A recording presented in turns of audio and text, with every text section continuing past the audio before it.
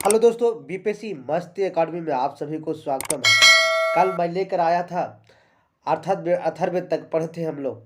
आज अथर्ववेद के बाद आगे आज चर्च करेंगे, कौन कौन सा वेद है उसके बारे में जानकारी लेंगे।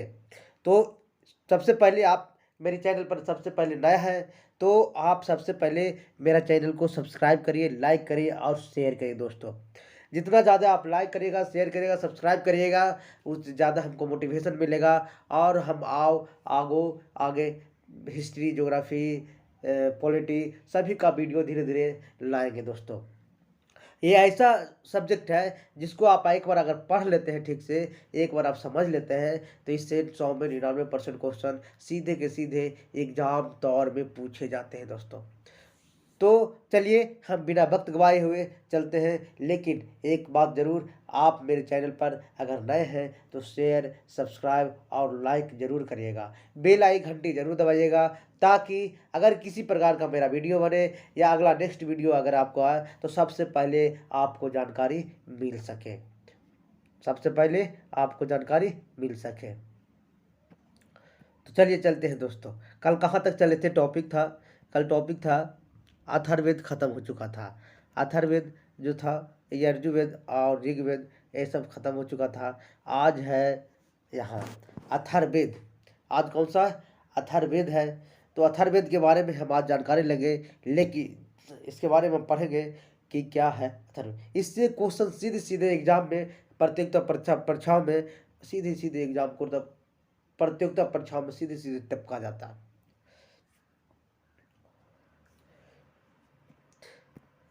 तो शुरुआत करते हैं दोस्तों अथर्ववेद के बारे में। अथर्ववेद है क्या, है ना? अथर्ववेद है क्या और इसके बारे में जानकारी करते हैं।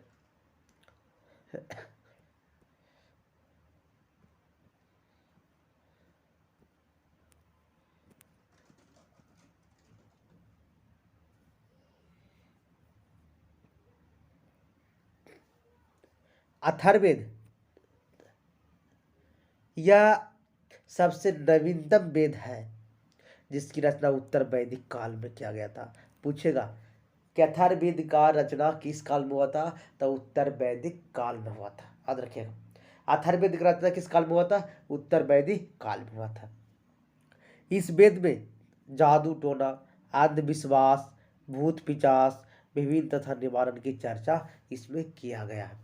सबसे ज़्यादा अंधविश्वास, जादू टोना, भूत पिचास, विभिन्न प्रकार के रोगों उसका निवारण का इसमें चर्चा किया गया। लेकिन पहली बार भी इसमें जीवाणु विज्ञान और विज्ञान ये सब का किसका चर्च किया गया। ये हमारे गुरुदेव का PDF है दोस्तों। उनका इस ऐसा पढ़ाते हैं, ऐसा लाजवाब पढ़ाते हैं कि मैं उनका आपका रिवीजन करवा रहा हूँ। उनका नोट्स को मैं रिवीजन करवा रहा हूँ और मेरा नोट्स भी अलग तैयारी हो रहा है दोस्तों। लेकिन उनका नोट्स अगर मेरा नोट्स भी पढ़ लेते हैं तो आपको जीके जीएस से किसी प्रकार का क्वेश्चन छूटने की नो चांस रहेगा दोस्तों। चलिए चलते हैं। जीवाणु विज्ञान एवं वास्तुशास्त्र की भी चर्चा अथर्ववेद में किया गया है। इस वेद का उपवेद शिल्प वेद है। अब पूछेगा कि शिल्प वेद किसका उपवेद है? तो याद रखेगा अथर्ववेद का। किसका? अथर्ववेद का, जिसका रचना विश्वकर्मा ने किया है। जिसका रचना कौन किया? विश्वकर्मा ने किया है। कौन किया है? विश्वकर्मा ने। अब देखते हैं कौन कौन वेद का उपवेद है और उनकी क्या क्या विशेषता है।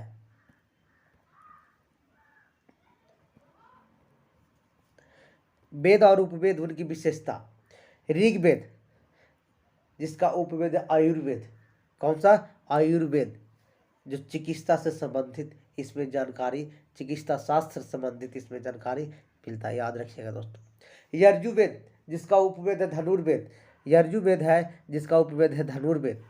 युद्ध कला से संबंधित इसका जानकारी मिलता है। किसका? युद्ध कला से संबंधित इसका जानकारी मिलता है। सामवेद जिसका उपवेद है गंधर्व वेद। जिसका उपवेद क्या है? गंधर्व वेद है। यह कला एवं संगीत से संबंधित रखता है। किससे? कला एवं संगीत से संबंधित रखता है। अगला 4 वेद हम पढ़ाए थे आपको, 4 वेद पढ़ाए थे, जिसमें से चौथा वेद है अथर्ववेद।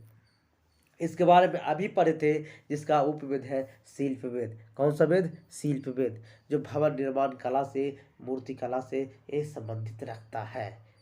याद रखिएगा दोस्तों। पूछ देता है कि धनुर्वेद किसका उपवेद है, तो याद रखिएगा धनुर्वेद जो है ये अर्जुवेद का उपवेद है, इसमें युद्ध कला का वर्णन किया गया है। पूछ देगा कि कला एवं संगीत से संबंधित कौन सा वेद है, तो याद रखिएगा सामवेद, इसका उपवेद है गंधर्व वेद है। ठीक है दोस्तों, अब आगे चलते हैं ब्राह्मण ग्रंथ। ब्राह्मण ग्रंथ में कहा गया है कि ब्राह्मण ग्रंथ विभिन्न प्रकार के यज्ञ एवं कर्म कांड में कांड करने के लिए नियम कानून की चर्चा किया गया। क्या किया गया? नियम कानून की चर्चा किया गया। इसमें ब्राह्मण ग्रंथ में किया गया। प्रत्येक वेद अलग अलग ब्राह्मण ग्रंथ है। जैसे ऋग्वेद का ब्राह्मण ग्रंथ अलग था। ऋग्वेद का ब्राह्मण ग्रंथ ऐतरेय एवं कौशिकी ग्रंथ है। कौन सा? ऐतरेय एवं कौशिकी ग्रंथ है ऋग्वेद का। ऋग्वेद का कौन है? ऐतरेय एवं कौशिकी है। अब आगे आ देखते हैं ऐतरेय ब्राह्मण ग्रंथ में राजा के राजस्व सिद्धांत की चर्चा किया गया। पूछता है राजा के राजस्व सिद्धांत की चर्चा किस ग्रंथ में किया गया है, तो ऐतरेय ब्राह्मण ग्रंथ में किया गया। किसमें? ऐतरेय ब्राह्मण ग्रंथ में किया गया। राजा के राजस्व सिद्धांत की चर्चा ऐतरेय ब्राह्मण ग्रंथ में किया गया है। पूछता है इसी ब्राह्मण ग्रंथ में राजसूय यज्ञ की भी चर्चा किया गया। राजसूय यज्ञ का भी चर्चा इसी ब्राह्मण ग्रंथ में किया गया है। ऐतरेय ब्राह्मण से रोजा हरिचंद्र के कहानी की जानकारी मिलता है। ऐतरेय ब्राह्मण से ही रोजा हरिचंद्र की कहानी के बारे में जानकारी मिलता है। किसका?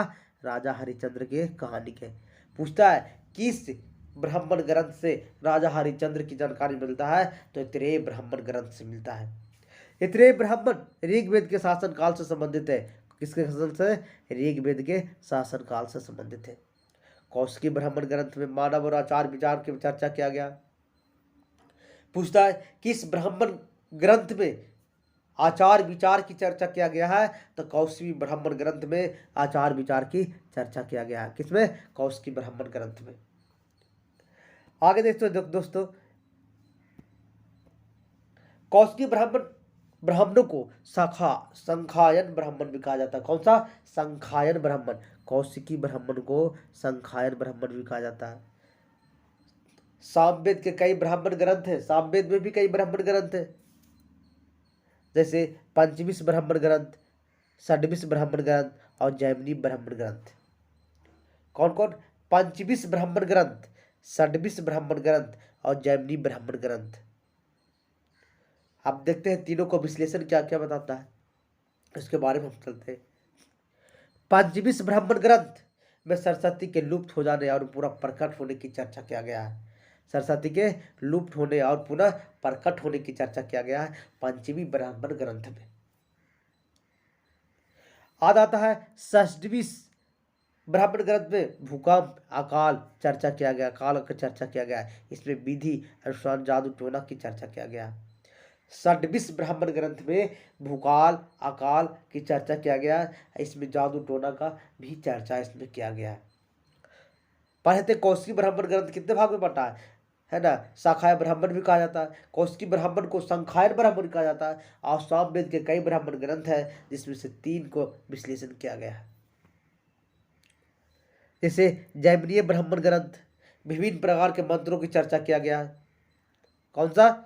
जैमिनीय ब्राह्मण ग्रंथ में विभिन्न प्रकार के मंत्रों की चर्चा किया गया है। यजुर्वेद के 2 ब्राह्मण ग्रंथ थे।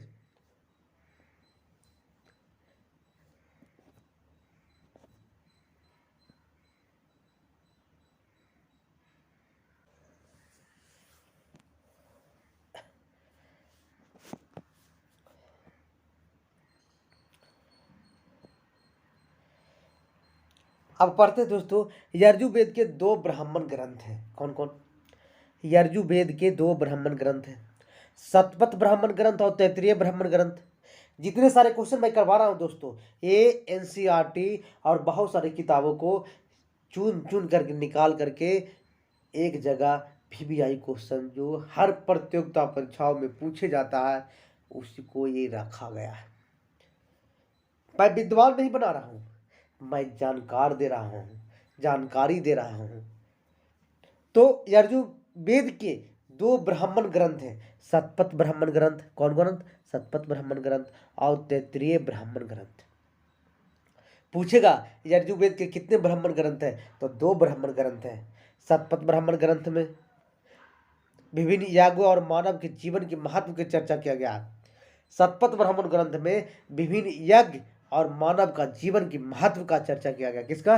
विभिन्न यज्ञ और मानव के जीवन का महत्व। इस ब्राह्मण ग्रंथ में कृषि करने की विधि, माने खेती करने के लिए, कृषि करने के लिए विधि का भी वर्णन किया गया है शतपथ ब्राह्मण ग्रंथ में, तथा 24 बैलों से खींचे गए हल का भी प्रमाण मिला है।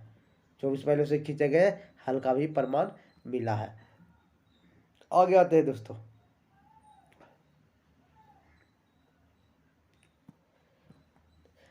जाने वाली हल की चर्चा किया गया 24 बैलों से हल का शतपथ ब्राह्मण ग्रंथ में।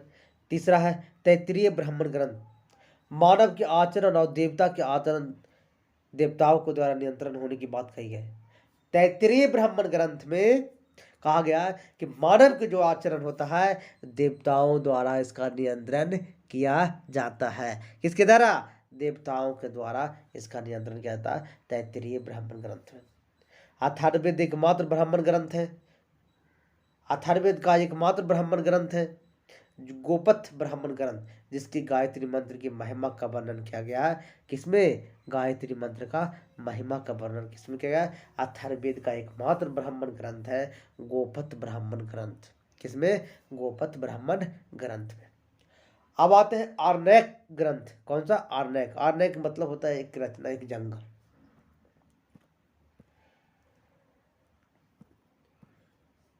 आरण्यक ग्रंथ, आरण्यक ग्रंथ रचना जंगलों में किया गया है। आरण्यक ग्रंथ की रचना कहाँ किया गया है? जंगलों में। याद रखिएगा दोस्तों, आरण्यक ग्रंथ की रचना कहाँ किया गया है? जंगलों में किया गया। इस ग्रंथ का विषय वस्तु आध्यात्मिक ज्ञान एवं चिंतन है। इस ग्रंथ का विषय वस्तु क्या है? आध्यात्मिक ज्ञान एवं चिंतन है। अथर्ववेद का एक भी आरण्यक ग्रंथ नहीं है, शेष सभी वेद का आरण्यक ग्रंथ है। यानी कहने का मतलब है अथर्ववेद का एक भी आरण्यक ग्रंथ नहीं है। अथर्ववेद का आरण्यक ग्रंथ नहीं है, लेकिन सभी वेद का आरण्यक ग्रंथ है।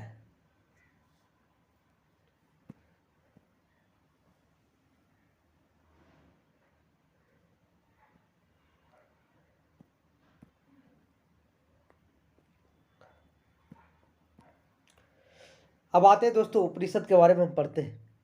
उपनिषद का अर्थ होता है गुरु के समक्ष बैठकर रहस्यमय ज्ञान प्राप्त करना। याद रखिएगा, पूछता है क्वेश्चन, वेरी वेरी इंपॉर्टेंट। उपनिषद का अर्थ क्या होता है? गुरु के समीप बैठकर रहस्यमय ज्ञान को प्राप्त करना। उपनिषद का अर्थ क्या होता है? गुरु के समक्ष बैठकर रहस्यमय ज्ञान को प्राप्त करना। उपनिषद ग्रंथों में आत्मा एवं परमात्मा तथा संसार के प्रचलित विभिन्न दार्शनिक पक्ष चर्चा किया गया है।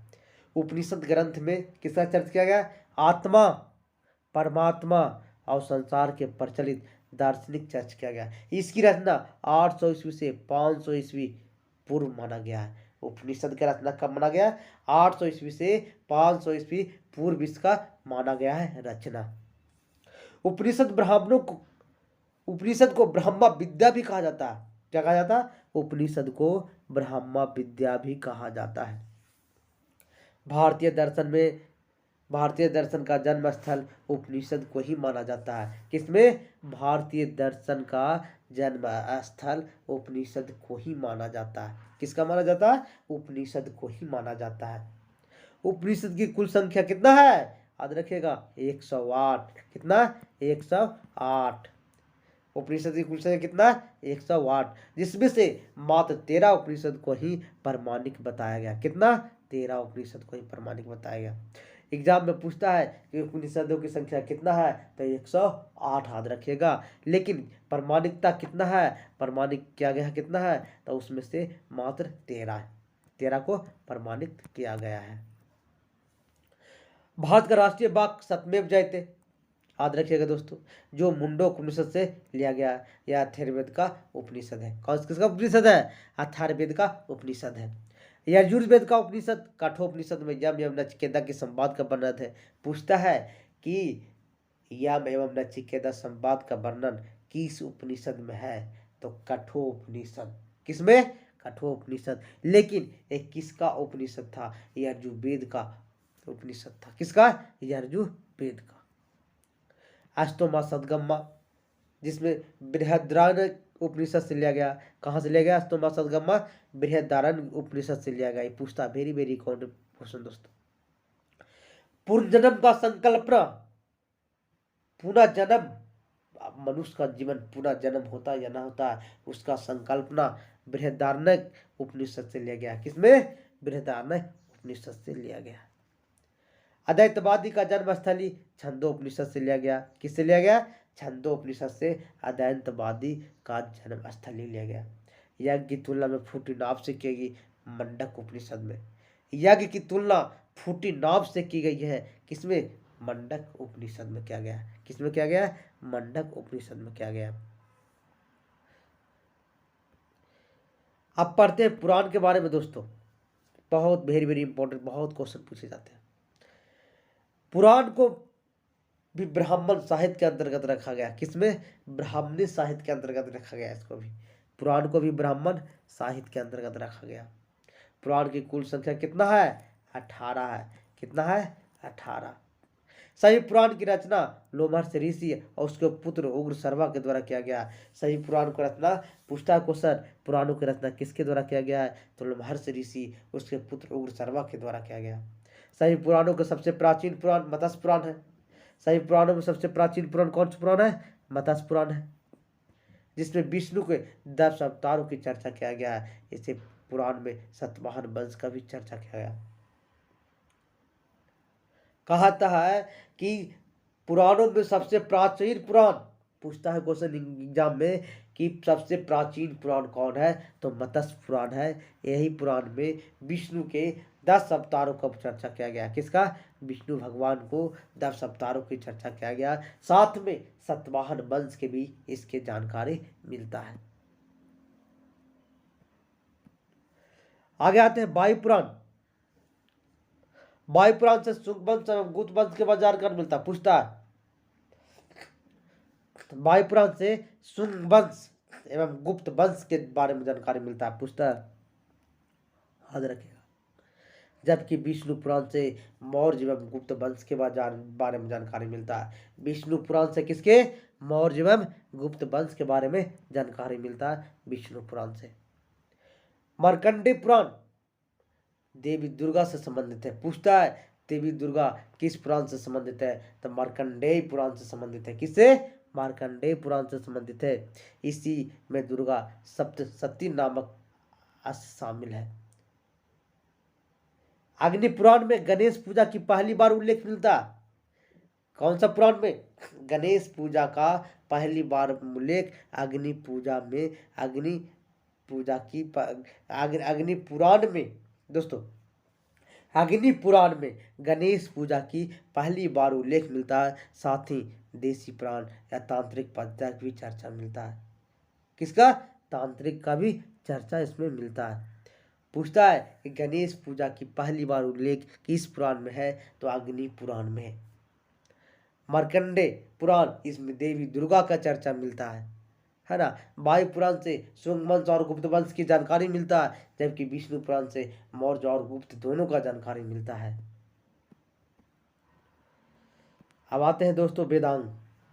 इससे भी बहुत सारे क्वेश्चन पूछा जाता है। वेदांग,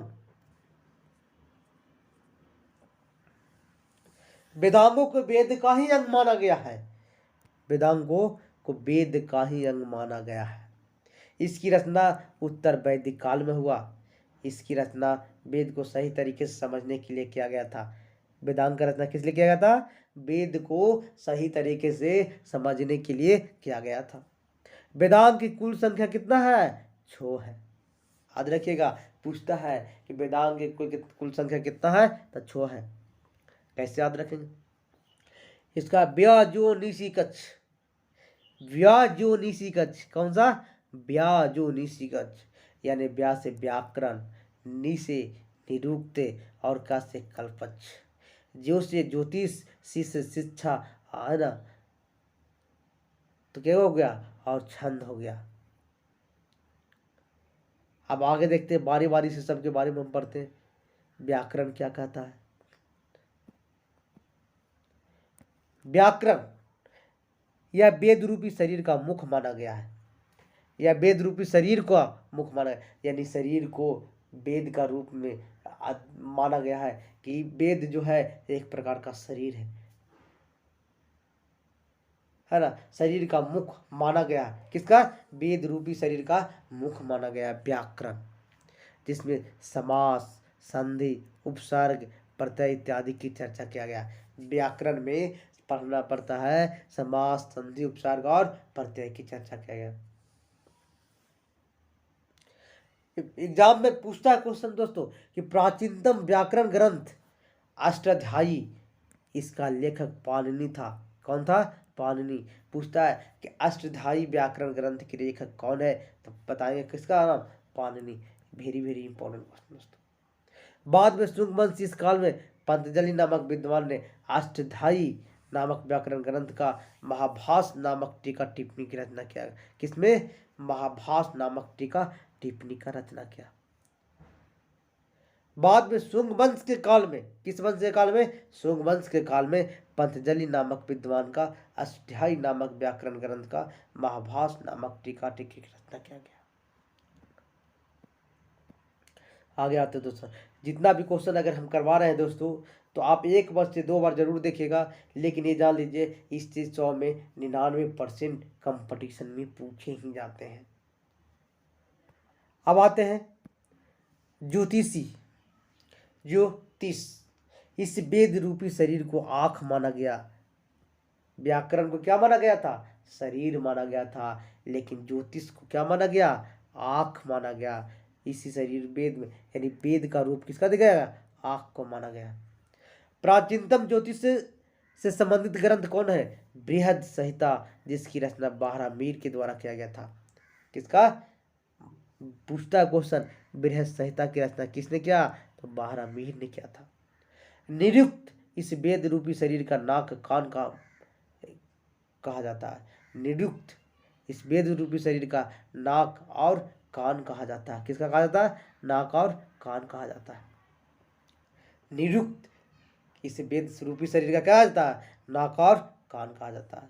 बाद में निरुक्त नामक पुस्तक की रचना यास्क नामक मुनि के द्वारा किया गया था, है ना। क्या इसे भाषा शास्त्र का प्रथम ग्रंथ माना जाता है, यानी भाषा शास्त्र का प्रथम ग्रंथ माना जाता है। किसको? निरुक्त को। जिसका पुस्तक की रचना यास्क नामक मुनि ने किया था। कौन किया था? यास्क नाम को मुनि, याद रखिएगा।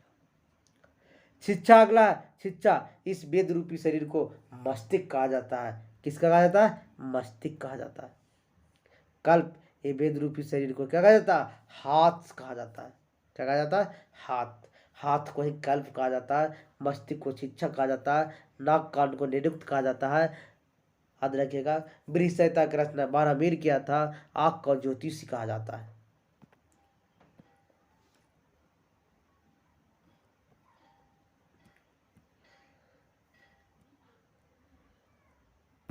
आगे पढ़ते हैं, आगे देखते हैं।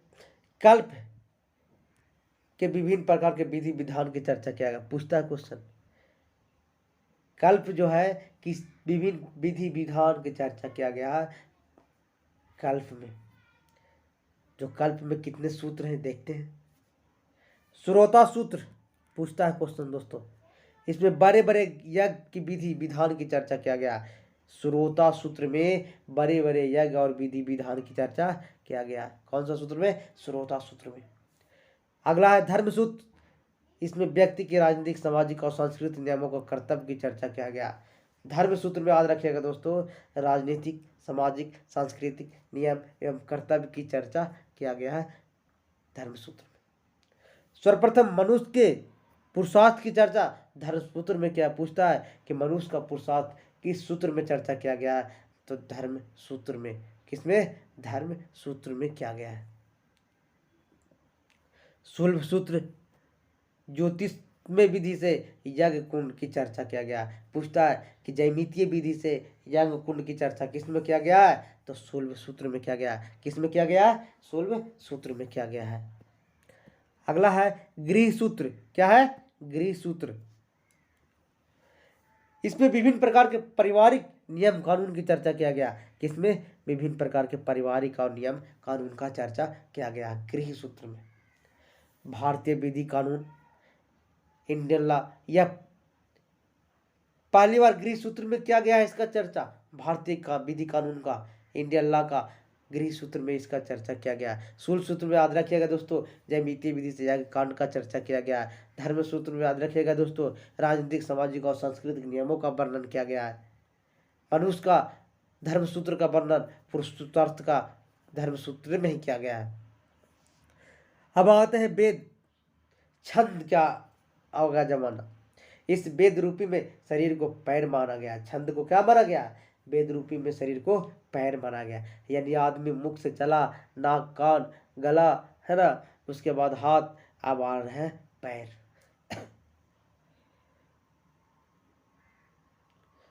वेद रूपी शरीर का पैर माना जाता है, जिसको छंद कहा जाता है।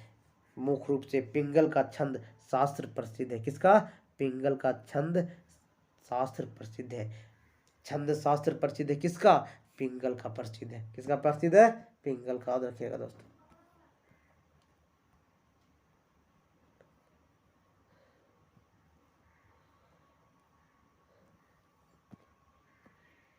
अब आते हैं महाकाव्य के बारे में।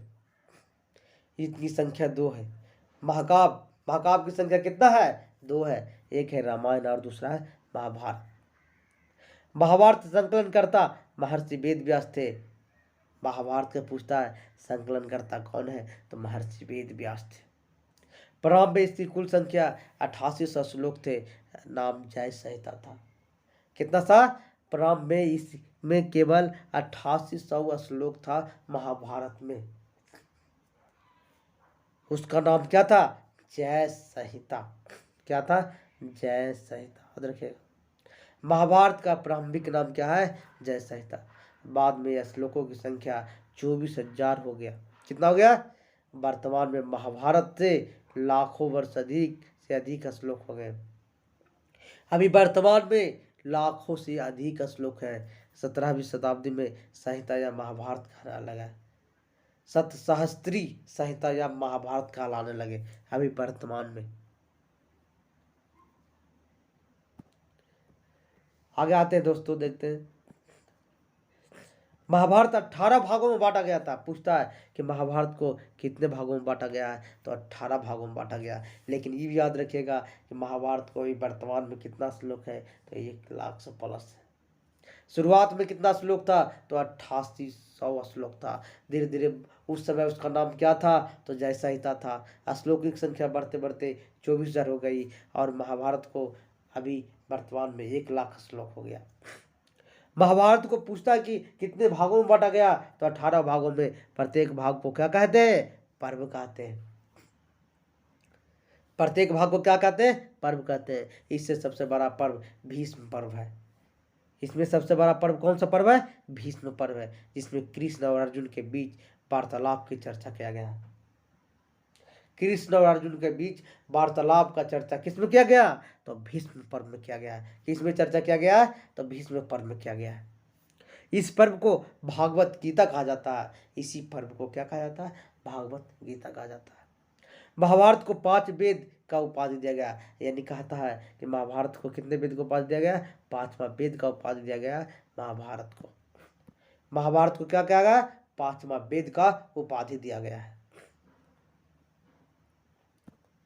अब आते हैं रामायण। इसकी रचना महर्षि वाल्मीकि द्वारा किया गया था। रामायण की रचना महर्षि वाल्मीकि द्वारा रचना रामायण मूलतः 6,000 श्लोकों के साथ किए थे, लेकिन अभी बढ़कर धीरे धीरे बढ़कर 12,000 श्लोक, किंतु अब इसकी संख्या 24,000 श्लोक हो गया है। शुरुआत में जब रामायण की रचना हुआ था 6,000 श्लोक, लेकिन बढ़ा तो 12,000 श्लोक हो गया। लेकिन अभी वर्तमान में इसका 24,000 श्लोक हो गया। महर्षि वाल्मीकि द्वारा रचित रामायण में अयोध्या के राजा राम का वर्णन मिलता है। किसका? अयोध्या का राजा राम का वर्णन मिलता है।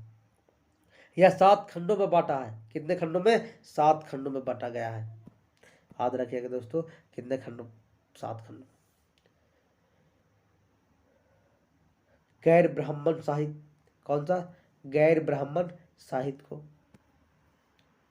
इसे दो भागों में बांटा गया, बौद्ध साहित्य और जैन साहित्य। गैर ब्राह्मण साहित्य बताए थे पहले, इसके पहले वाला वीडियो में, कि इसको दो भागों में बांटा गया है, बौद्ध साहित्य और जैन साहित्य के बाद बांटा गया।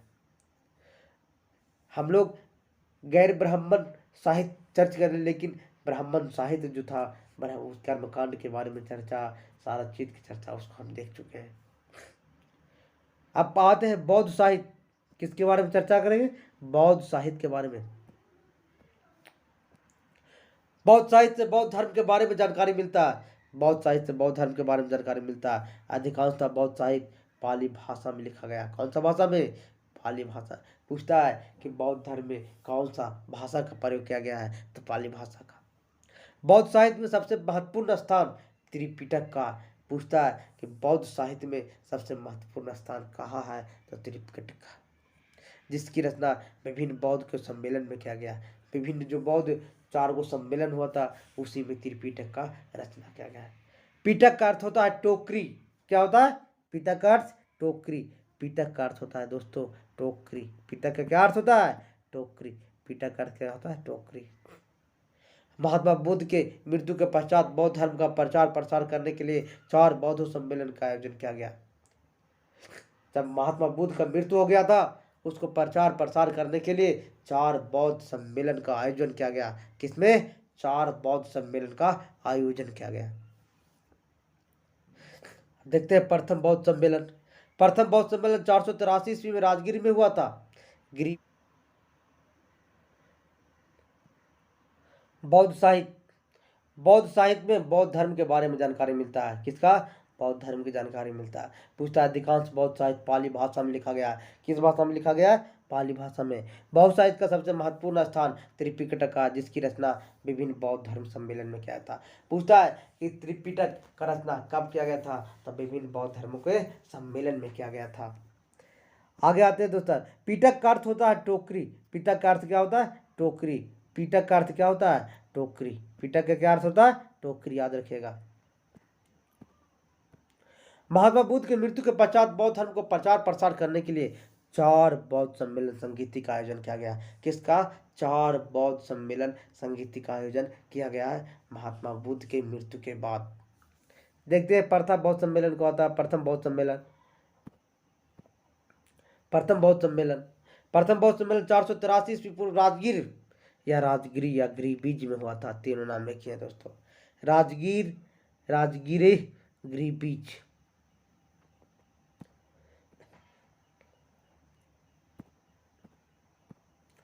प्रथम बौद्ध सम्मेलन 483 ईस्वी में कहा हुआ था? राजगिरी, राजगिरी या राजगिरी, गिरिबीज, तीनों का एक ही नाम है। इस समय मगध के शासक वंशज था अजात शत्रु थे। कौन थे? अजात शत्रु। इस बौद्ध सम्मेलन की अध्यक्षता महाकश्यप के द्वारा किया गया। पूछता है कि प्रथम बौद्ध सम्मेलन जो हुआ था, उसकी अध्यक्षता किसने किया था, तो महाकश्यप के द्वारा किया गया था। इस बौद्ध सम्मेलन में बौद्ध धर्म के 2 प्रमुख त्रिपिटक की रचना किया गया। किसमें? 2 प्रमुख त्रिपिटक की रचना किया गया। बौद्ध सम्मेलन में कितना पिटक? 2 प्रमुख पिटक की रचना किया गया। कौन कौन पिटक है? सूत पिटक की रचना महात्मा बुद्ध के सबसे प्रिय शिष्य आनंद के द्वारा किया गया। सूत पिटक की रचना महात्मा बुद्ध के सबसे प्रिय शिष्य आनंद के द्वारा किया गया।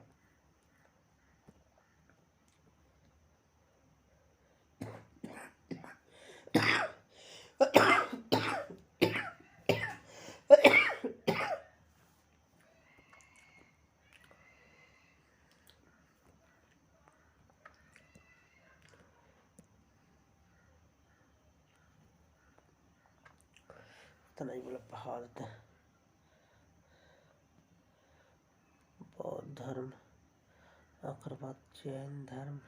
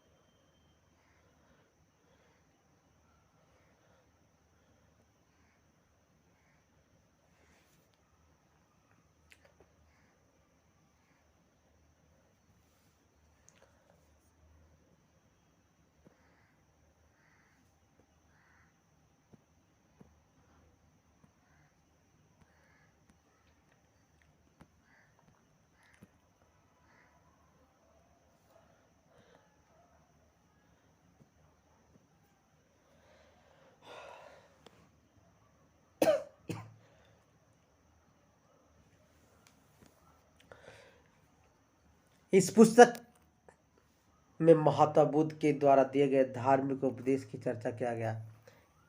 महात्मा बुद्ध जो दिए थे धार्मिक उपदेश उसी पुस्तक में किया गया। सूत पिटक जो है गद्य एवं पद दोनों में लिखा गया।